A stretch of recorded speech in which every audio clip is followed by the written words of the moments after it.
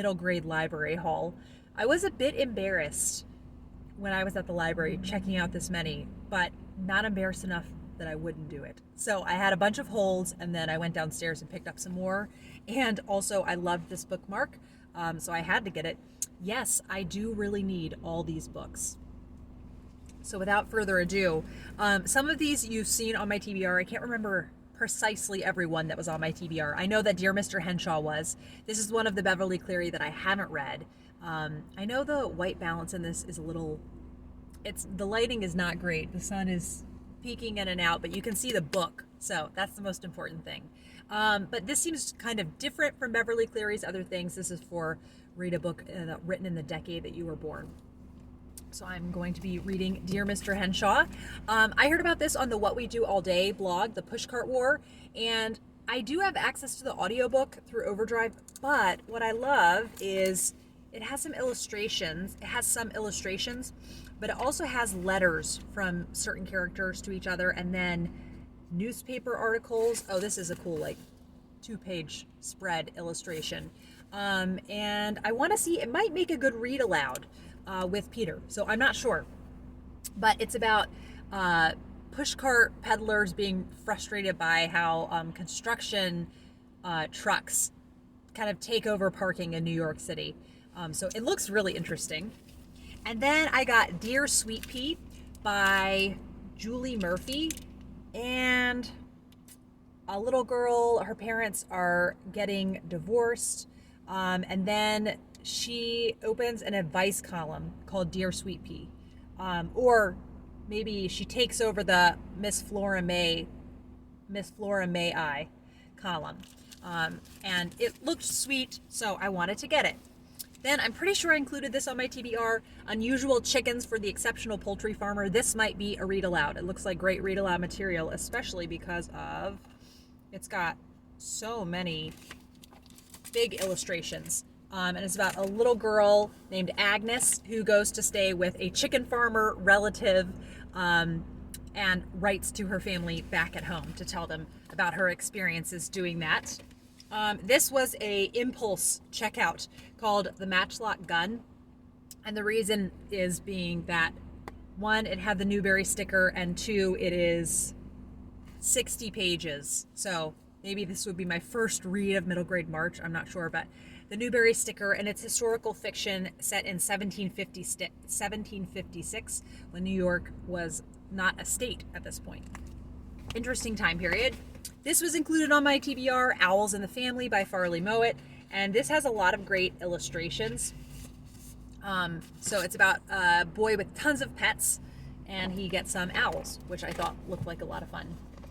I also got, this is going to throw you off, this is, in fact, the, where is it? Yeah, the Blue Fairy book, but with the red cover. I did not realize how substantial this was. These are really cool illustrations, pen and ink. But it is 450 pages. So I have to really be in the mood for fairy tales to read these. Maybe I could do one fairy tale a day. Let's see how many are in here. Oh, it doesn't have them listed with numbers. Maybe a fairy tale a day. That could be a fun experience throughout middle grade March. Then I got, this was on my TBR, The Extraordinary Princess. She's the fourth daughter in the family, so she thinks she's going to have things like really cushy. She won't have to be queen. And two of her sisters get changed into swans and one into a tree. She has an evil uncle. She has to defend her kingdom. This is a Cinderella retelling I have had my eye on for probably 3 years, called The Ordinary Princess. It's a really sweet little one. And it has a fair number of pages. And this was written, I want to say the 30s. I am so unbelievably off. It was written in 1980. So I really look forward to seeing what this is like. And yeah, if I like it as far as Cinderella retellings go. I did get a precautionary physical copy of Miracles on Maple Hill in case my audiobook hold did not come in. So does this have any illustrations? It has a few illustrations. I just really love when middle grade books include illustrations. And the illustrations are by, it doesn't say another name, so maybe Virginia Sorensen, the author, also illustrated it. That would be cool. I got a retelling of The Princess and the Frog called Frogged, and it looked exceedingly cute, and I'm very much in the mood for magical fairy tale retellings. So very interested and excited about that one. I heard good things about Pie by Sarah Weeks. When Alice's Aunt Polly, the pie queen of Ipswich, passes away, she takes with her the secret to her world-famous pie crust recipe. But in her will, she leaves the recipe to her disagreeable cat, Lardo. And then the little girl who's our main character, Alice, is put in charge of Lardo. So that sounds fun, and it looks like there are some letters in there and recipes. Maybe I'll make a pie afterwards. In the Cinderella retelling vein, I got this one, which is kind of a direct novelization of the 2015 live action film. Oh, there's some pretty full color illustrations. So I am very apprehensive about, movies turned into books as opposed to the reverse. I don't know if this is going to be good, but I want to try it just to see because I love the live action film so much. I think I put this on my TBR, Letters from Cuba, where half the family is in Poland, I think it is, and half of them is in Cuba, and these are letters back and forth between them, and it's in the 50s, the 30s, so I think that will be very interesting. Then we have so many books, and this is only the first bag, folks. Blue Mountain by Martine Leavitt, and it's about a mountain goat. When Took is born on the mountain, life is simple for, it's a bighorn sheep. And then it talks about people start making roads through the mountain, over the mountain, and how that changes his life. And then Kiki's Delivery Service. I really, really want to read this. So this is going to be a top priority read, and it does not look to be very long. It's not even 200 pages. And this was, the author has published nearly 200 works. So Kiki's Delivery Service was written a while back. I think it was, 1985. This is a book also published in the decade that I was born. Really excited for that one. And then I loved Frendel by Andrew Clements so much. So this was just, I grabbed, Andrew Clements' book that looked fun, The Laundry News. I can't even tell. I think there's something to do. Kara Landry is posting a little newspaper, the Landry News, the Landry News, not laundry, the Landry News, and it starts getting a lot of traction. So Andrew Clements, just in Frendel, there was something really some kind of quality that I loved so much about his writing. So I want more of that. This was on my TBR, Hawksmaid. This is a Robin Hood prequel, before Marian was made Marian and before Robin Hood was Robin Hood. And I got the next Mitford book, so not a middle grade book. These High Green Hills. This is the March pick for a year in Mitford. And then this is a good read aloud candidate called A Nest for Celeste. And particularly a good read aloud candidate because there are so many huge spreads. And I just really like mice as protagonists, not living in my house like they did in our old apartment. But this is about Celeste, and I just know it was highly recommended. So I'm going to find out about Celeste and her life. Maybe she tries to find a new home. It says a story about art, inspiration, and the meaning of home. It looks incredibly charming. And then this came recommended by Kaylee from Books for MKs. This was a spontaneous middle grade pick, T.H. White's Mistress Masham's Repose. It is about these Lilliputians, little people, and it has all of these beautiful illustrations. So maybe a good read aloud, but the text looks fairly small. So I'm not sure. We'll have to see. But it is a classic written by T.H. White. and looking forward to trying that one out. And I have for a little while been aware of the author Avi, I think is how you say his name, A-V-I. And this looks like a medieval setting, kind of journey tale, which interestingly sounds like the Book of Boy, which was last year's group read. But I thought I would start with this one. This is the Avi I think I've heard recommended the most, and it is a Newbery winner. So I want to give Avi a try. He just seems, I think he's written like 50 children's books. I want to try the Mother-Daughter Book Club. The covers don't super draw me in. Like, I'm going to be honest, all the pink and purple is a bit much. Like, I like pink and purple, but it doesn't really make me feel like I need to read this book. That being said, on Goodreads, this is one of the top ones that shows up. If you like Betsy Tacy, try this. And it's about a group of mothers and daughters that are in a book club, and they read Little Women in this first one, and it's a whole series. So if I like it, that would be really fun. So I'm going to have an open mind and try it. This is not a middle grade pick, but my hold came in for this Dark Salt Clear, The Life of a Fishing Town by Lamorna Ash. So I think that kind of is self-explanatory.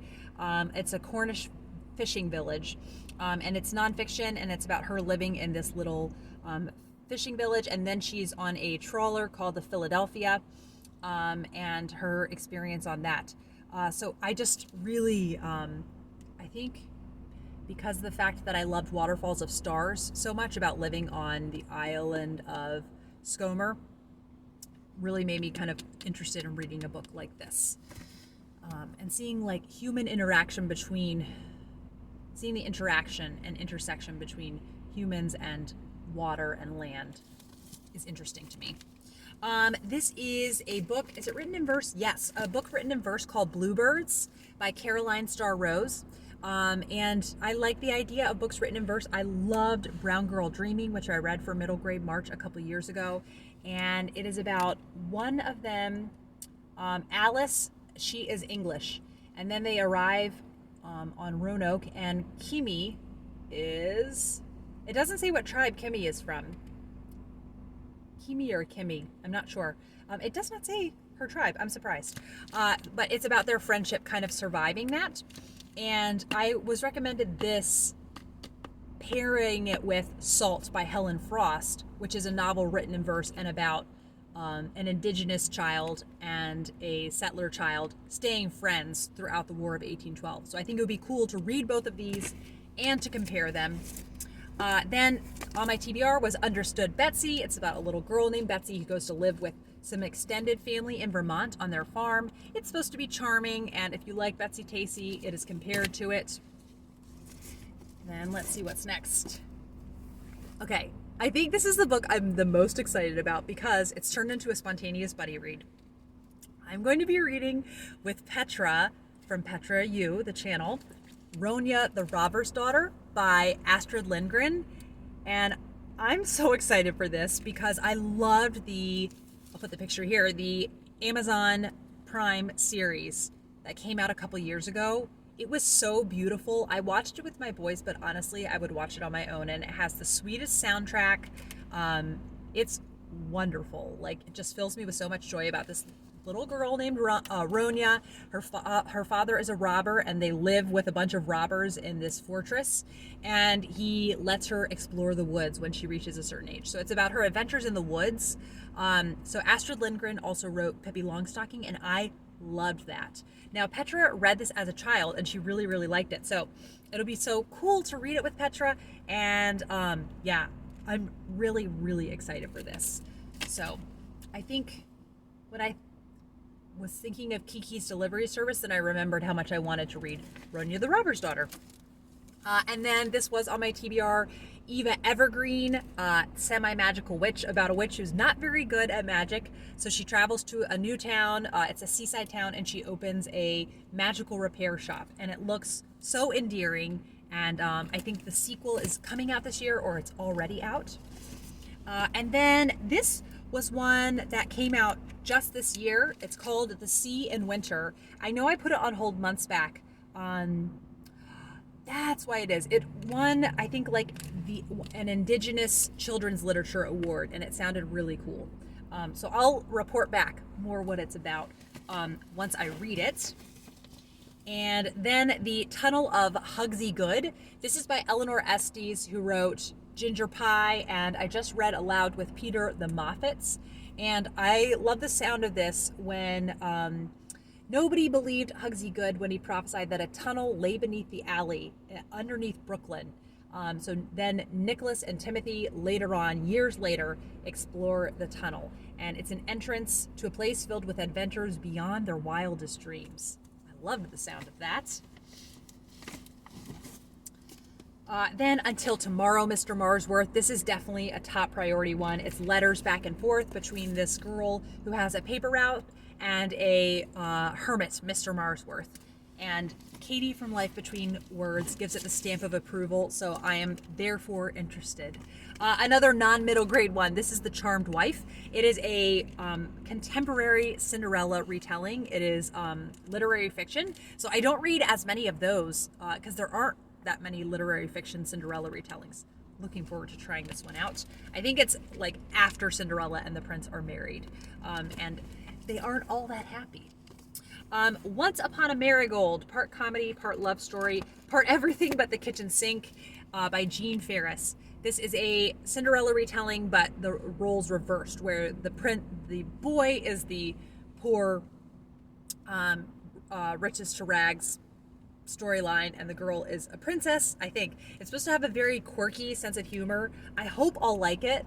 Sometimes quirky sense of humor, there's this fine line, between fun and just kind of odd. So hopefully I like that. And is this the last? All right, the last one in this ginormous haul. I'm so excited for middle grade March. And this is another non-middle grade one. This is called A Waking Wonder, Opening Your Child's Heart to the Beauty of Learning by Sally Clarkson.